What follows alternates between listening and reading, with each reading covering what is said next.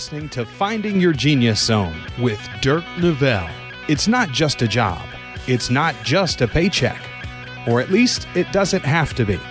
With the help of experts across industries, Dirk helps you find your passion and career, as well as exposing the unknown parts of every vocation. Let's go deep. Let's find your genius zone right now. Here's Dirk Nevelle.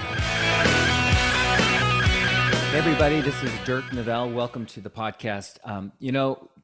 I hate to say this. I'm kind of new to this, and Jackie, who's a friend of mine that I go way back, is the first female, and I'm so excited because I've been talking to a bunch of dudes, and Jackie is one of the coolest gals I know. I went to high school with her. Her older brother and he's one of my best friends, but Jackie's just one of those. I hope I could say gals, young women, ladies, whatever, that I've always been impressed with. She's got 3 brothers and she's just cool. And she's an amazing mom, amazing wife. And, I've just kind of followed her from afar. And then most recently, I've been really impressed with her latest chapter in terms of coaching. But, Jackie's much more than just a coach, and we're going to get into that. So I'm going to let Jackie talk a little bit about what it is she does in her words, and then we'll go from there. Welcome, Jackie. All right. Hi, Dirk. Thanks for having me. So fun to see you. So I am a life coach, and what I specialize in is helping people create lives they love regardless of their circumstances or the obstacles that they believe are standing in the way of that. I love it. Would you say, because through my coaching, defining authentic success? Yeah, absolutely. I mean, a big part of life coaching is really defining and identifying what we want for our lives, because so often kind of go through life reactively to whatever comes to us or what we believe, what society has taught us, or growing up, we believe we should do or we're supposed to do. And we never look inside ourselves to really find what it is that we want for ourselves, we want our lives to look like. And if we don't define that, then there isn't a place to go. Like, you're just living life as it comes to you instead of creating your life intentionally. I love it. I know I'm pretty sure you know who Dr. Joe Dispenza is, correct? Yes. Okay, so I'm a big Joe guy, and he talks a lot about thoughts, ultimately are what create, emotions in your life. And what you're talking about, in my mind, it feels a little like, I know there's a lot of folks who talk about this subject, but as far as kind of getting into coaching, because when people say coaching, there's so many different types of coaches, and life coach maybe even has multiple definitions. How would is yours specific? Do you work with all kinds of people, families, one-on-one? Do you work with groups? What's your niche, or do you have one? I do. So right now I do one-on-one coaching. And really I've worked with people from A to Z. I worked for a coaching company. It's a membership site that her clients get coached every week. And so for the last year, I got to coach over 2,000 people with that, working for her company. And then I have my own clients as well. And the range of what we coach on is huge, because like you're saying, from a thought work perspective, it's not the thing that we think the obstacle is in our lives. It's the meaning that we give it, how we perceive it, the story around it that we think is the truth of it. And once we're able to uncover that, now we have something to work with. It doesn't actually matter exactly what that problem is. Yeah. I'm so bad. I'm like Tommy Boy when I butcher, but I remember Joe had a quote about something like that. So let's get it, just kind of give us perspective we're going to get back into coaching deep here in a second, but can you kind of just run us through, you're a Duck, right? University of Oregon? I am. Okay. So you came out of University of Oregon, and then my memory was you were in the apparel industry or some kind of fashion job. Yes. Okay. So I actually graduated in journalism and public relations from U of O. And from there, I went and worked in PR for a radio station, like right out of college. And I was like, oh my gosh, if I'm going to work my whole life, this is not what it's going to be. And so that made me kind of dig a little deeper and say, okay, what do I really love? And at that time, I was really into fashion and that world. And so I went back to school for apparel design and then did some internships in New York, and then came back and worked in design at Nordstrom. Yeah, so very creative. Like, was it what you thought it was, or did you kind of like after so many years be like, huh, this is interesting. This is not the gig that I thought it was.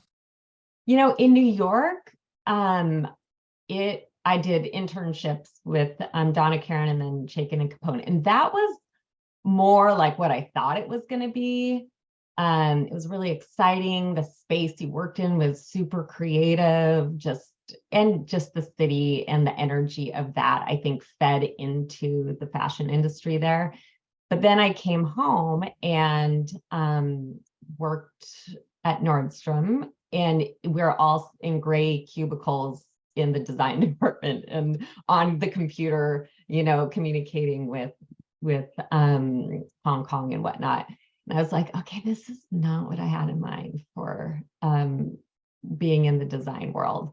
And so it just so happened that I had been there a couple of years, and then I had my first child.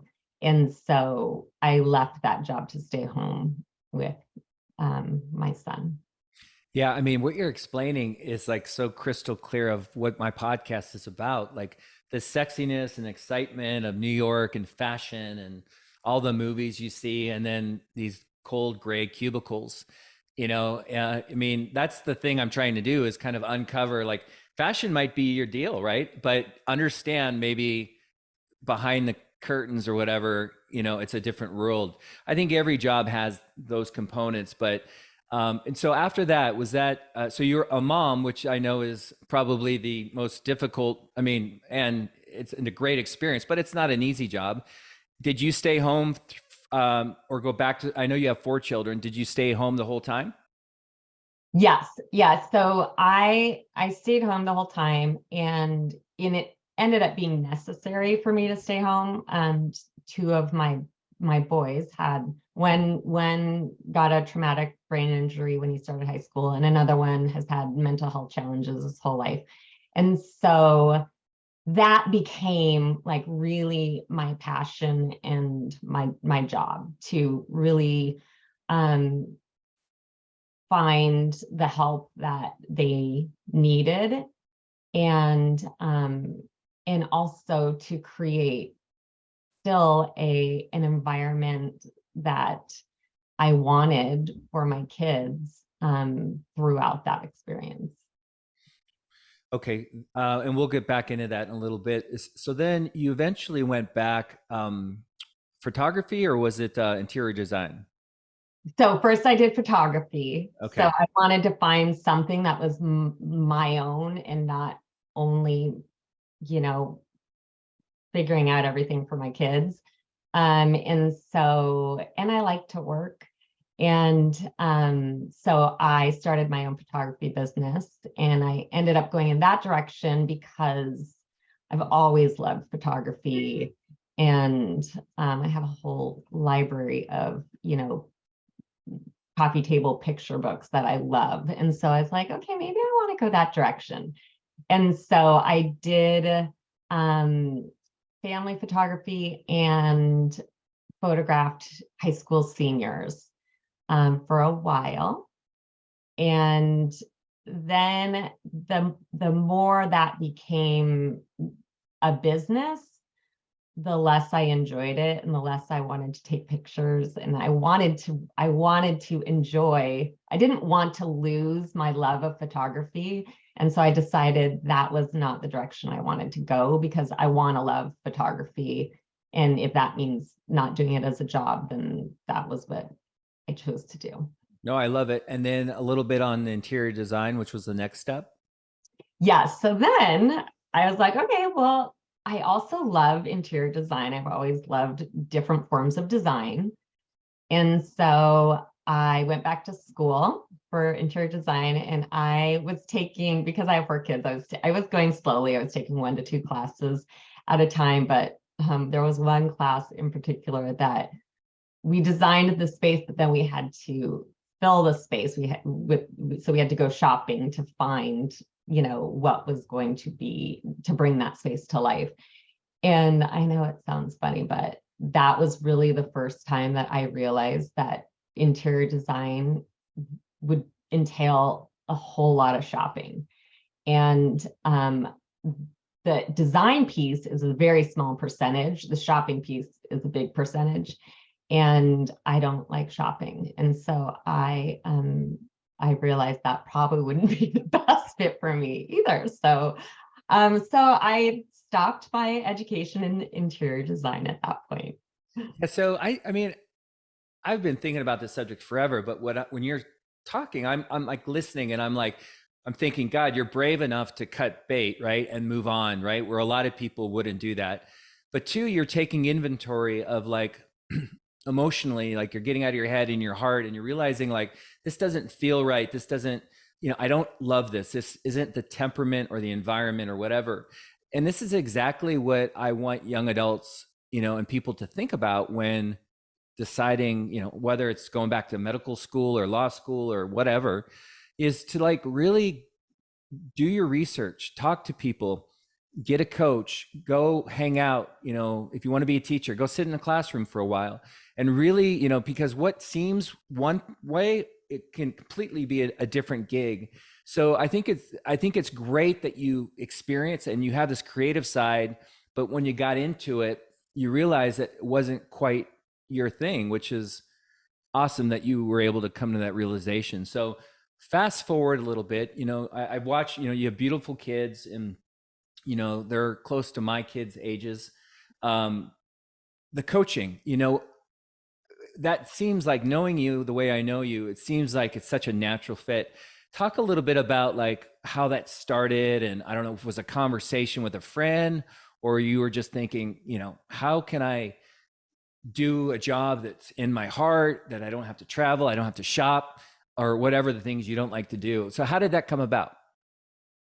It kind of landed in my lap, really, because I actually didn't know what coaching was. I'd never heard of it.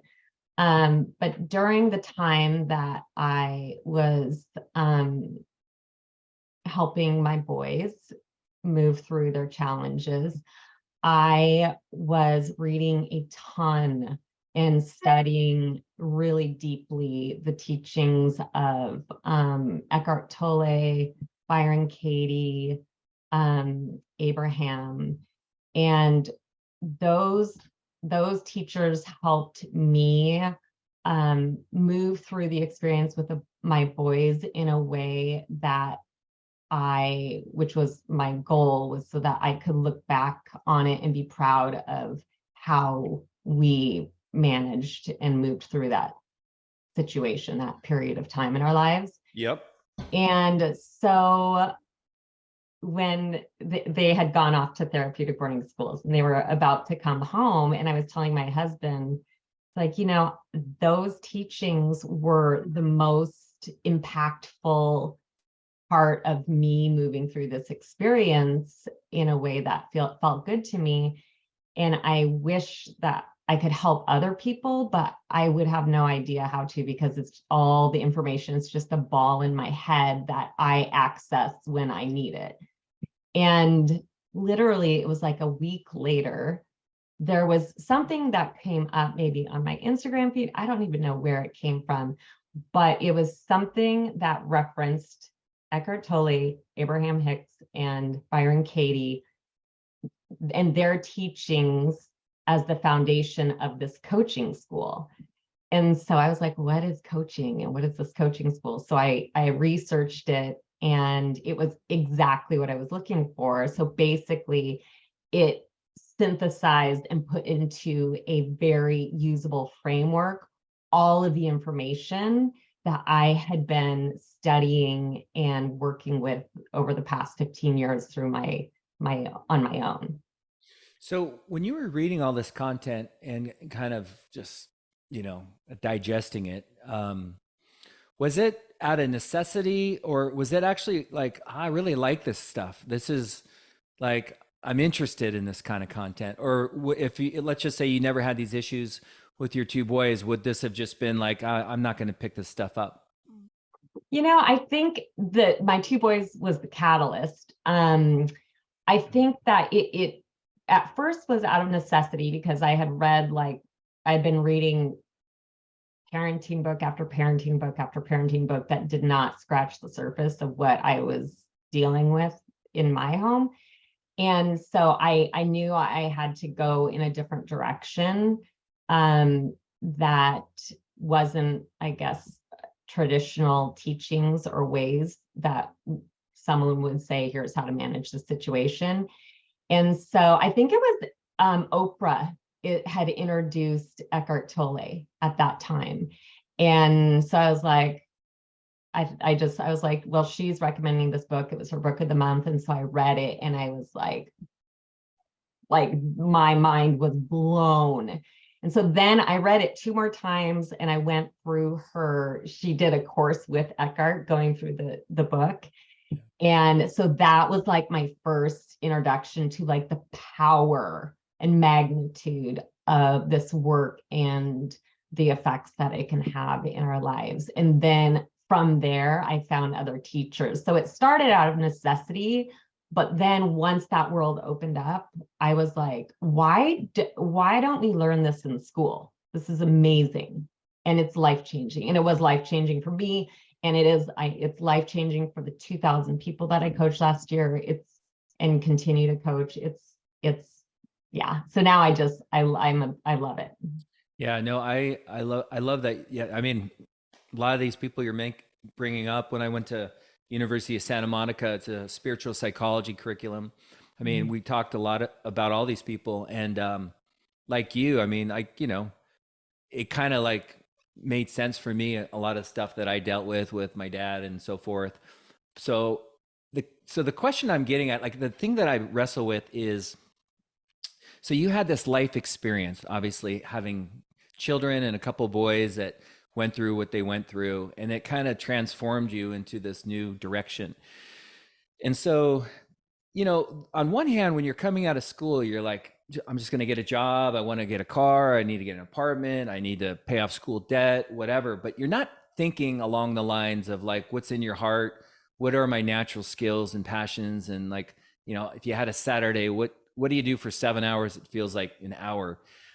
And like, my thought is, if you could go back in time, like, was there something there inside you? Like, if it would have been uncovered, like, was it there, or did all of this basically come 15 years later? Because the thing that I'm trying to do is get people, young adults, to think differently about their careers, and get really clear on what it is that brings them joy and makes them present and really makes them good, better than others. Like, I think when you see people that are running away and super successful, they're in their flow, you're like, there's something different.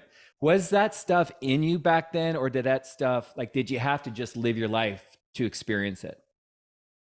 A little bit of both. I think when I was at U of O, I considered doing psychology because I thought that sounded really interesting to me, but I decided not to, because I didn't want to have to do all of the experiment things and so I had kind of researched like what the classes look like, and some of I was just like, oh, I don't want to do that. And then I also wanted to be a teacher, but U of O doesn't have at the time, they do now, but they didn't have an education department.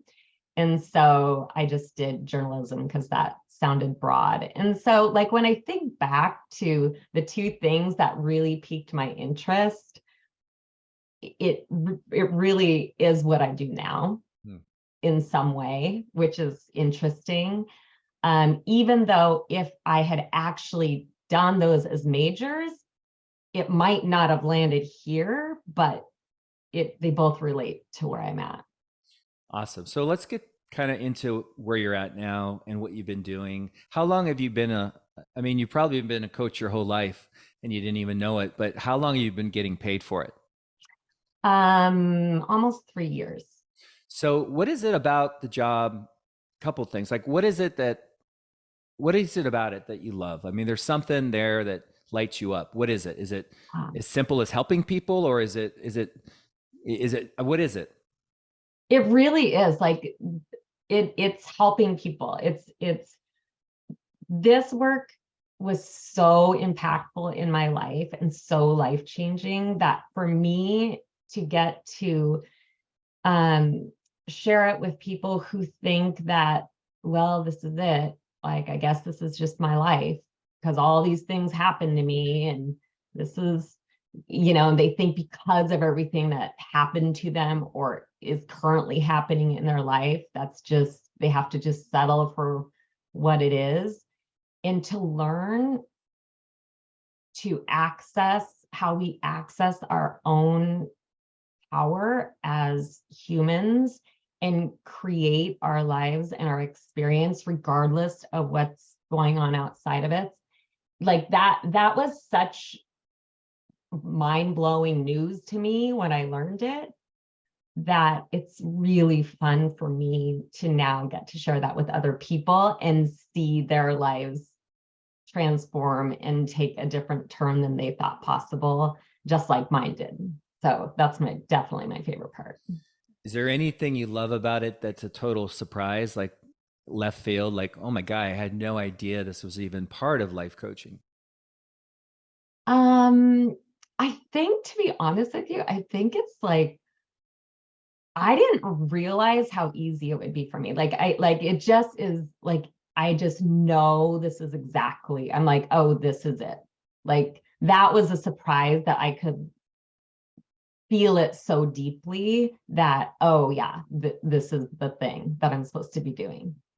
Yeah. I mean, easy for you because it's probably you're in your genius zone. It's probably what you should be doing, which I think is, you just kind of said it in a way. It's like, I think when you are in the right flow, in the right environment, right career, job, whatever you want to call it, and you're leveraging who you are, I think it is easy because it's how it should be, right?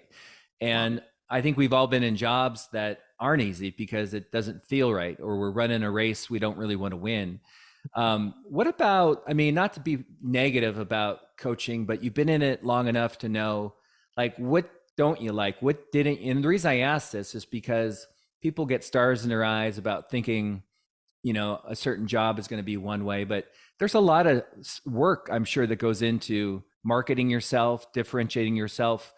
Even like, I don't know, the thing about coaching for me is, and I've coached people, but just shutting up. Like it's hard for, like just learning just not to give the answers and let your clients come to their own conclusion. Like there's a lot of things that I've learned that are like, been a struggle, but what are the things that maybe you didn't see coming, or maybe a warning? Let's say one of your daughters wants to become a life coach. Is there anything that you've experienced or seen that you would caution people on? Well, if you're going to have your own life coaching business, like I have, definitely the hardest part for me is the visibility, like hands down. That has been a huge challenge for me to consistently put myself out there, put like my picture on the internet on the regular, and speak your beliefs, and knowing, well, you don't know what people are thinking, but you have thoughts. And so that definitely has been the hardest part that I have to coach myself on the regular. Yeah. Vulnerability, I've seen your post, And initially I didn't know what you were doing. And then I'm like, whoa, this is cool. Cause I like this kind of content. But I think people maybe, I won't speak, but I mean, sometimes people just don't feel safe going down that road. I mean, I'm a sensitive guy and I'm also a smart ass. So like, sometimes people don't want to, they want to be surface level, but I think the vulnerability that you show is brave. And I also think it's a really good way to track your tribe, your people. And from my experience, everybody needs help with something. So I think you're doing a great job marketing yourself. Anything else like, like the thing that people don't think about in terms of careers is, I think, like things that like for me, I didn't realize how important freedom was. Like my dad wanted me to make money and I thought, okay, I make money. And ultimately I think I was doing a lot of things because I wanted his love. And so my definition of success for so long was making money, buying a nice car. I mean, all the superficial bullshit that a lot of us are exposed to. And so I started coaching years ago and I started kind of just unwiring these belief systems that weren't serving me. And so I guess my question is, God, I'm sorry. This is what happens when I talk too much. I was really trying to, is it's been a struggle for me to kind of get to where I'm at. But what would you say to like any advice you would give to somebody like your daughters or your daughter's friends that are struggling and they're so fixated on these voices in their head about what they should do? Mhm. Like what would you say? Because like kids don't think, I say kids, young adults don't think like we think because we have life experience. But what would you say to someone and there's a lot of young kids that have major pressure, social media, they think they need to do this or that. And sometimes I think it's a little easier, like lower the bar. But what would your advice be to someone who's under a lot of pressure, trying to figure out what the heck they want to do? Yeah, really, it's just to keep going towards what you're drawn to. I think what you said is so true, where we have all of these input from society, from our parents, from what it's supposed to look like when you're an adult. And we stop listening to or really tuning into our truth, and we listen to what it's supposed to be, and then we end up in a place that we don't want to be. But if you just keep, I feel like, and this was my experience, just it's like keep following that trail of the thing that you're drawn to, that you're interested in, that lights you up, and try it. And it might not be the thing, kind of like photography. I was like, I love photography, and as a job, I don't. So I'm going to course correct. What's the next thing I'm interested in?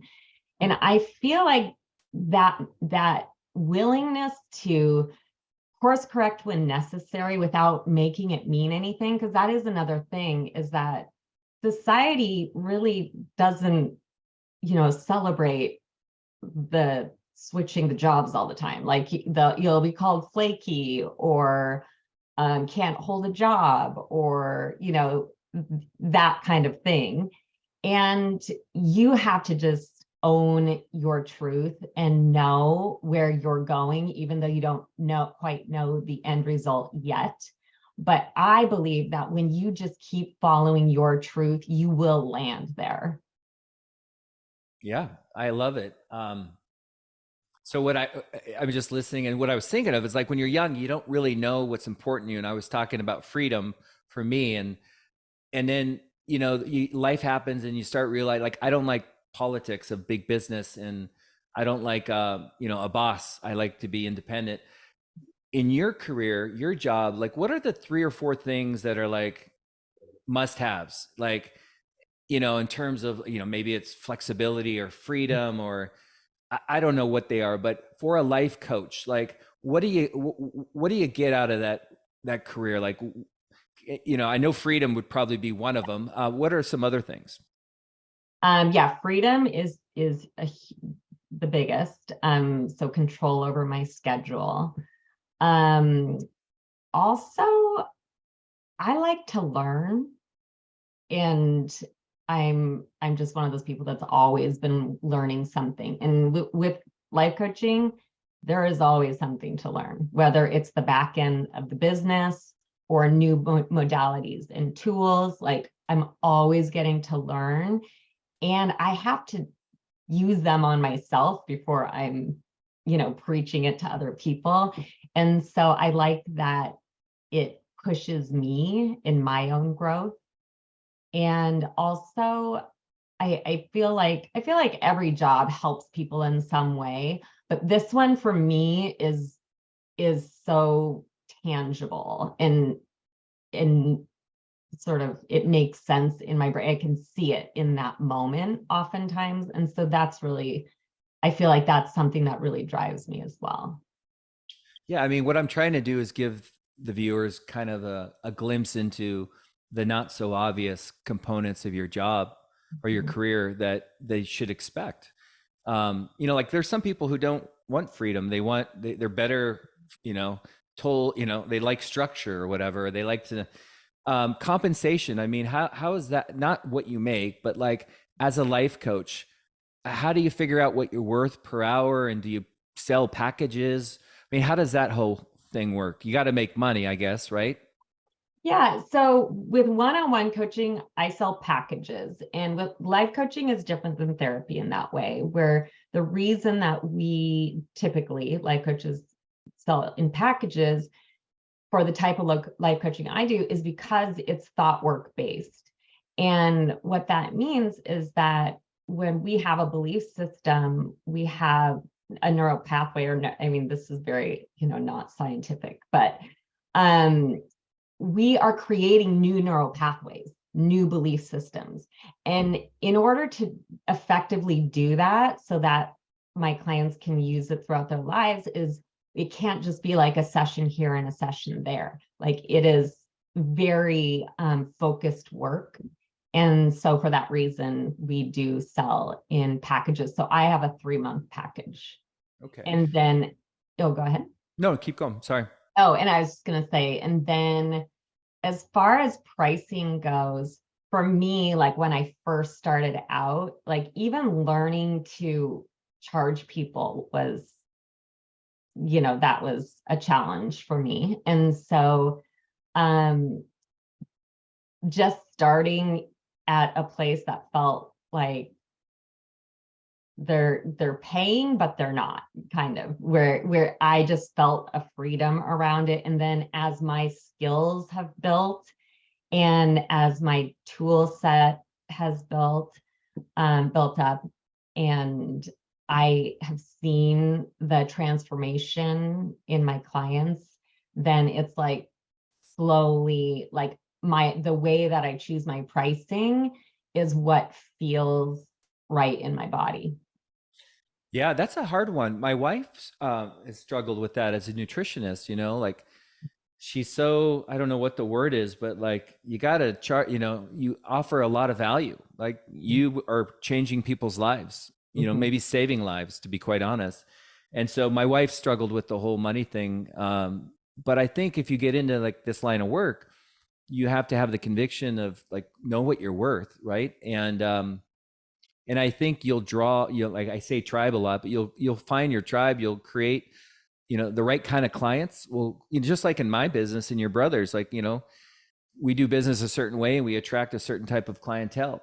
So if I'm 24 or 25 and I'm thinking, this sounds really cool, and I'm trying to figure out, okay, a 3-month package or whatever, like, do you have clients that stay around for the long haul, or do they come and go? Or like, what's a typical dating timeline, with a client? Like, is it, I mean, do you have clients that you've had for 3 years, or do they go away after a year?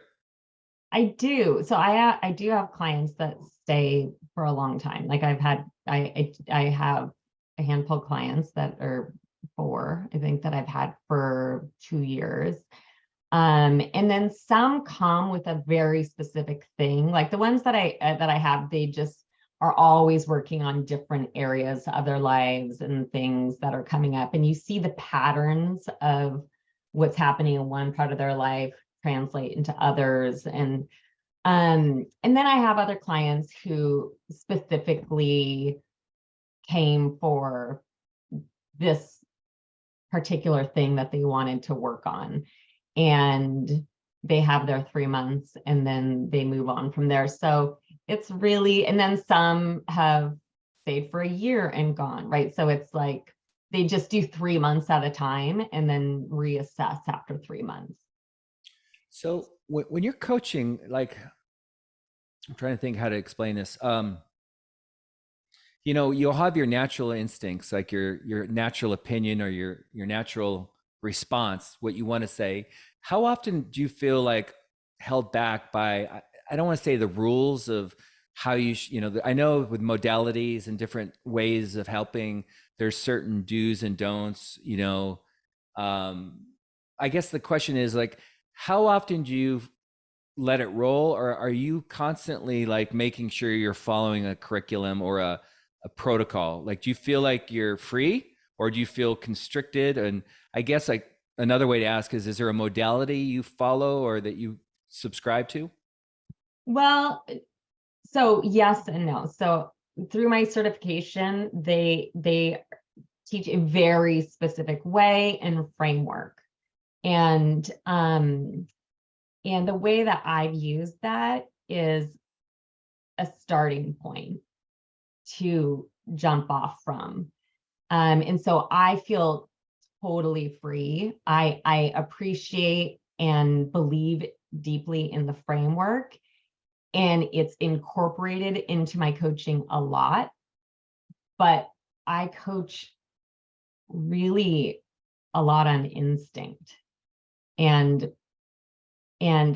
But also I'm able to do that because of the foundation of the modalities and frameworks through my certifications.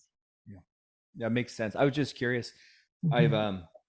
I've done different ones myself. Medicine journeys I've done, and it boggles. I'm not a life coach like you are, but there's just so many different ways to reach people, Mm-hmm. and I've always been fascinated by all the different styles that are out there. Yeah, and there are so many different styles that I've learned that I mean, through the journey with my boys, it's like the amount of like guidance and help and therapists and coaches that we use, I pull in from that too. And Yeah. so it all informs my coaching.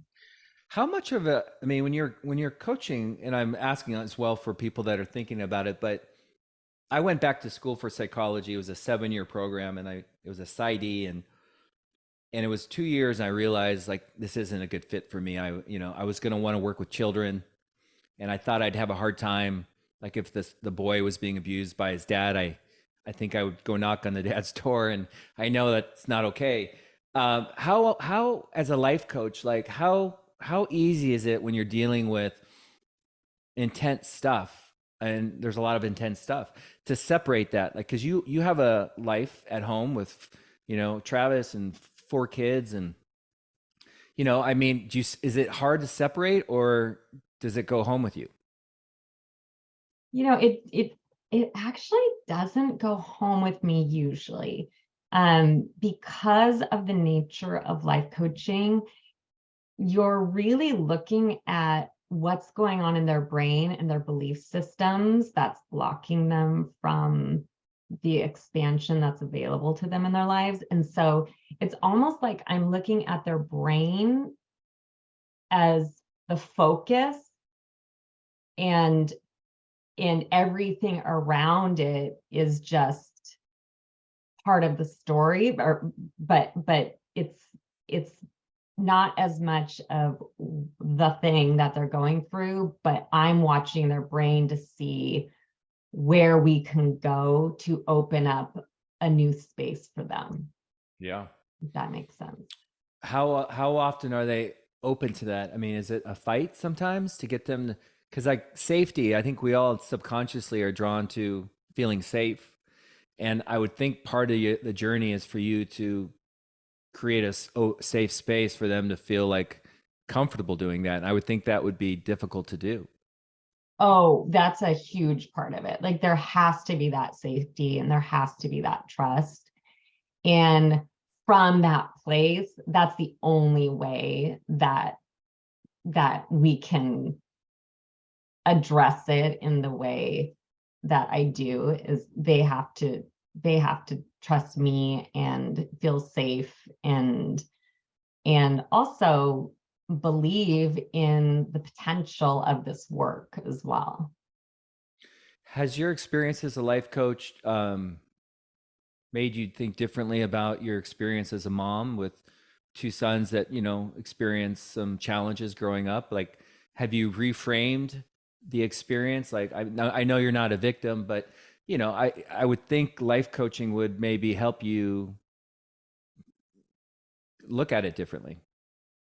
To be honest with you, I had done that. That's what I had been working on for the last, 13 years or whatever, as I was going through the experience with them. That was my work. Like, that was the biggest part of my work, because if I could address the anger, the frustration, the whatever was going on in me, and come to the experience from a place of deeper love and understanding and compassion, and not why me, then I'm a totally different mom to my kids from that space than I am from a place of anger, frustration, and victimhood. I hear you. So what is it about life coaching that we haven't talked about? Like, what are the questions that I haven't asked, or the things that I haven't brought up that you think would be, I mean, if we're looking at an audience of whether it's high school or college, or people that are in their 30s or 40s that want a career change, what gold can you throw out to help somebody make a better decision about going down this path? Yeah, I think that if you feel like you have something that can help people, I think you just go for it. I think if you feel called to it, and it doesn't matter how old you are. I mean, there are life coaches that are, my business coach is 28 or something like that. She's like half my age. And it doesn't matter how old you are.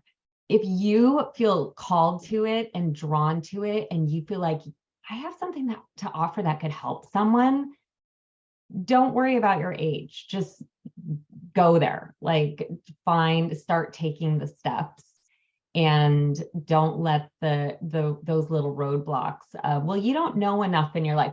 I mean, that's the one thing that, like, someone could look at this interview and say, well, yeah, but she had all these experiences in her life, and that informed, how she shows up as a coach and how she helps her people. Like, that has informed me, and how in the clients that are drawn to me that I help. However, with that being said, like, it's not an age or experience thing. Like, if you feel it inside of yourself, I think you just go for it. I love it. I always ask a couple questions towards the end, and some of them seem typical, but if you were to do this again, coming out of University of Oregon, knowing what you know now, do you think you would have jumped right into coaching? Oh, that's so hard to say, because I do feel like my journey informed, like, even my design stuff, like, all of it is part of, like, what makes me the coach that I am today. I think probably what I would like, if I was doing it again, like, marketing is, like, there are a lot of, like, marketing coaches and business coaches, and ways to have your own business in that space, because I do like having my own business. And so maybe that's the direction that I would have gone, because I was a journalism major. So maybe I would have, like, filtered it in that way. But at the same time, with that being said, like, I value all of my, past experience. that took me to where I'm at today.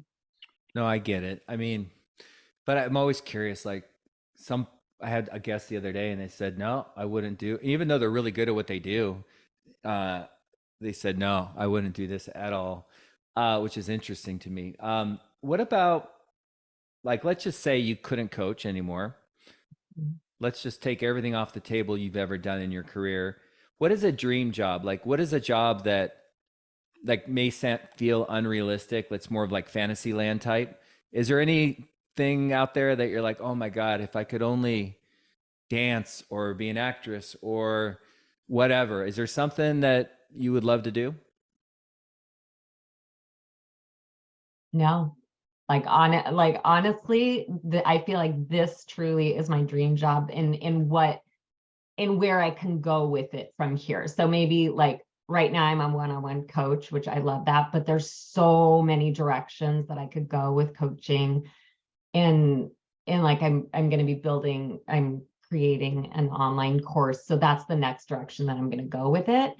So really I love coaching and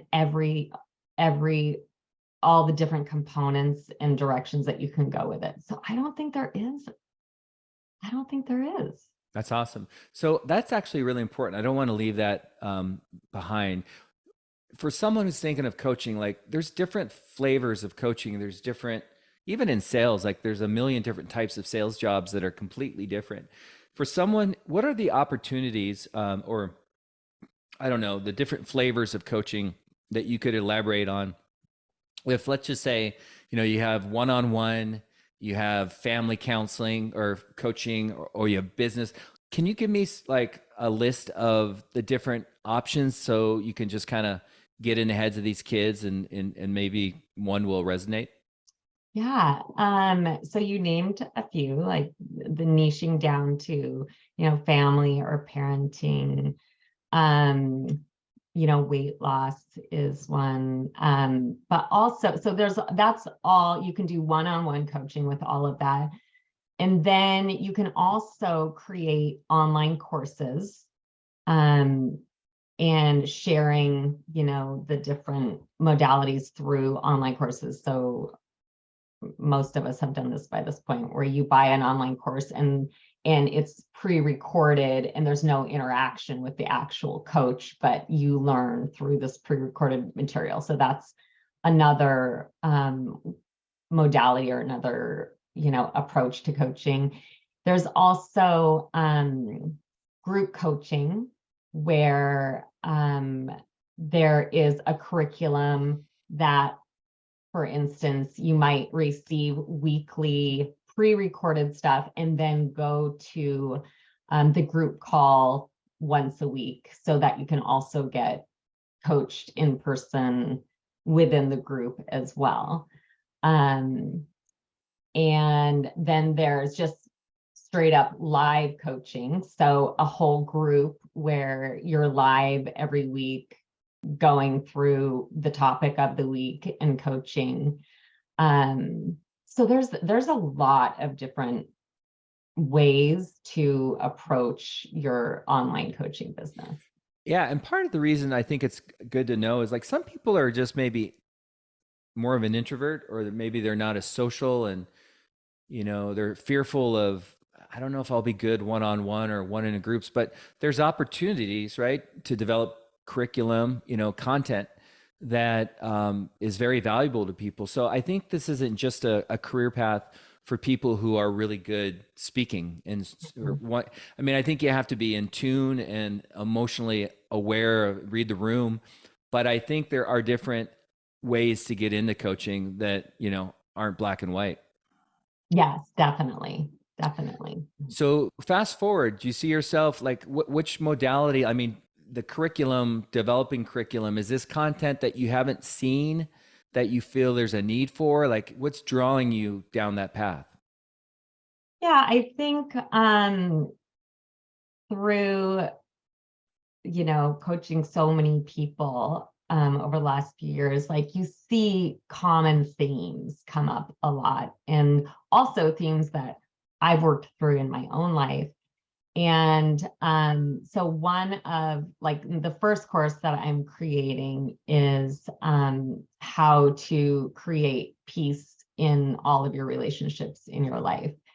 And so, I mean, maybe there are courses like that. I haven't seen any, but even if there are, the way that I do it is going to be different from the coach down the street that might be doing a similar course, right? Because again, like my lens, my experience, my perspective informs how I teach this material. And so yeah, so that I'm hoping to have by the end of the year of 2024. What was the term the subject? You said something. It's like 4 sentences ago. What is it? The content? Yeah, it's how to create peace in all the relationships in your life.